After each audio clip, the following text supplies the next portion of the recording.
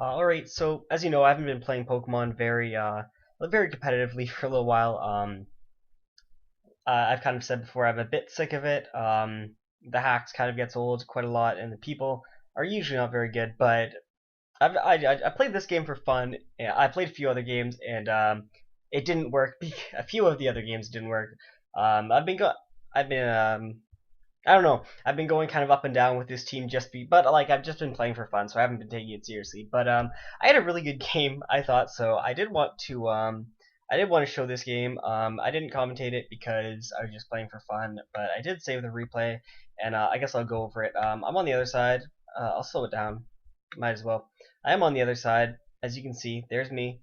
There's my alias and Superfly team. I changed the Banette set because Cotton Guard Infestation it's so bad that even as a gimmick it's not usable. So I switched it and it should be a little bit better. So I lead off with Houndoom because Glalie like 6-0s my team. So I'm like, okay, he knows that. Hopefully we'll catch that Glalie on the switch in. So I led with Houndoom, but he led with Miltank. Expecting Rocks to go into Banette as he goes for T-Wave. That's actually perfectly fine because Bayonet doesn't give a shit about speed, so I get a sub up on that switch, and I'm gonna get a nice curse off of that Wheezing, and he's gonna break my sub. Perfectly fine. He gets a crit on my sub, which is a bit unfortunate. He's gonna switch here. He doesn't show leftovers or Black Sludge, so I don't know if that's just triggers at a different time, but I don't know.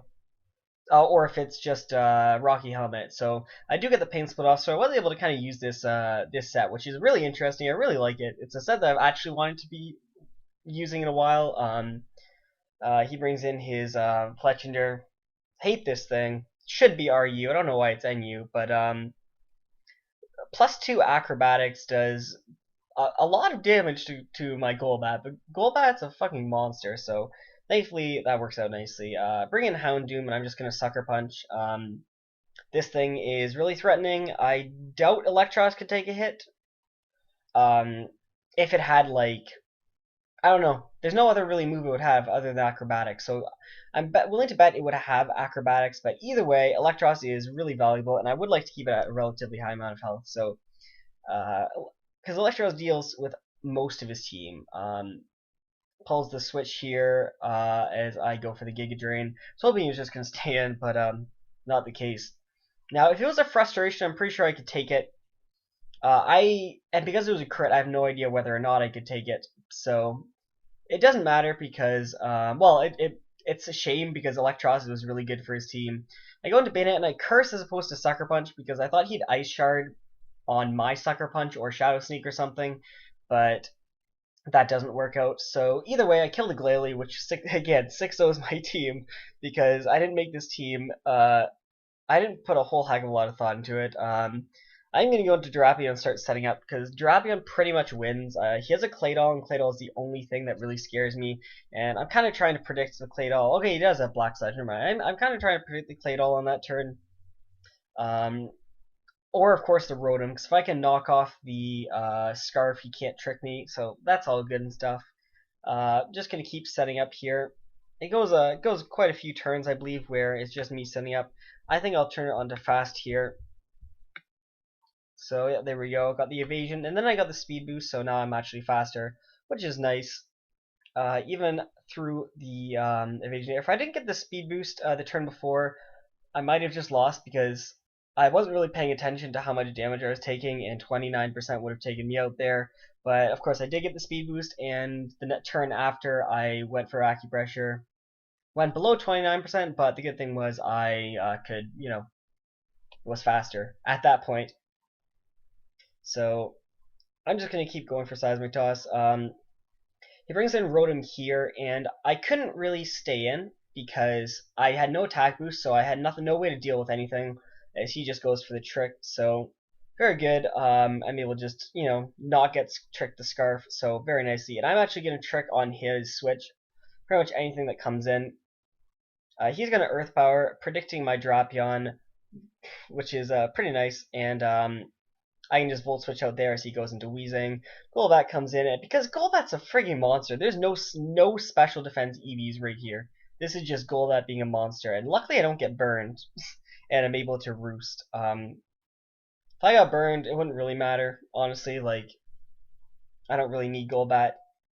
Of course, I make the play here, get the U-turn off on the Rotom coming in. And yeah, Rotom is the only real threat on my team left, honestly. Because it can trick Drapion and it can Volt Switch on the Bat, and it can deal a good chunk with HP Ice to my Rotom, so his Rotom's the only thing left that's a bit scary. I go into Golbat and then I double into Rotom, expecting him to T-Wave so that he could outspeed me next turn, and then I'd be able to kill him with Leaf Storm, or kill the turn after, which doesn't really work. And I go into Drapion here on an HP Ice, and because I know he's Scarfed, I can just go back into my Rotom on his Thunderbolt. So I just Leaf Storm here, and now that his Claydol is out of the way, there's nothing that can actually kill my Drapion. The only threat, of course, is getting tricked to Choice Scarf, so I do have to be wary about that when I'm setting up, but otherwise Drapion just wins. Oh, and I guess getting paralyzed. Getting just completely messed up with Parahacks, so I do have to keep an eye out for that.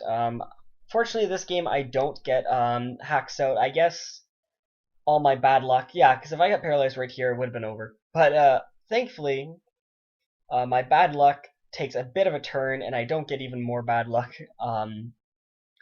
However, Seismitoss is going to be negating those defense boosts, so I am going to have to continually rest, which is fine.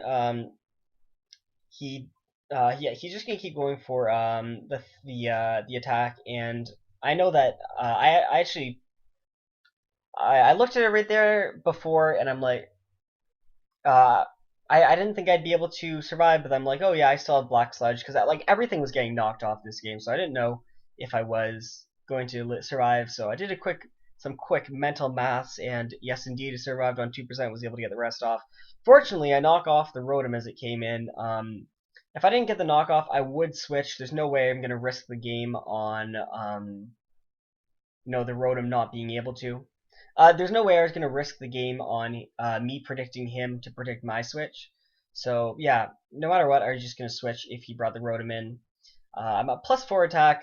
Because he had lost his item, I assumed that knockoff wouldn't be doing very much. So I keep going for active pressures and rests because I assume I need to be at +6 to do over half to the Miltank. But as you'll see here, I don't. That does at +4. I'm able to. I guess that's specially defensive, a Miltank. But that's perfectly fine. And this Weezing takes a crit +4 knockoff. So that just goes to show how crazy the bulk is on Weezing. But that was the battle. This is my gimmick team. Again, I'm not endorsing this team. I'm not saying this is a really good team. I'm using it because I want to have some fun, and it is quite fun. I actually really like this Banette set. Last Banette set was garbage, and I didn't like it after several games because I realized how garbage it was. But I actually really enjoy this Banette set. It works a lot better than you'd think. Curse is in several scenarios better than Destiny Bond because you can basically they don't have to attack you for you to be able to get the curse damage off on them, and if they're at like 1% health left, you can just curse, and get the damage off.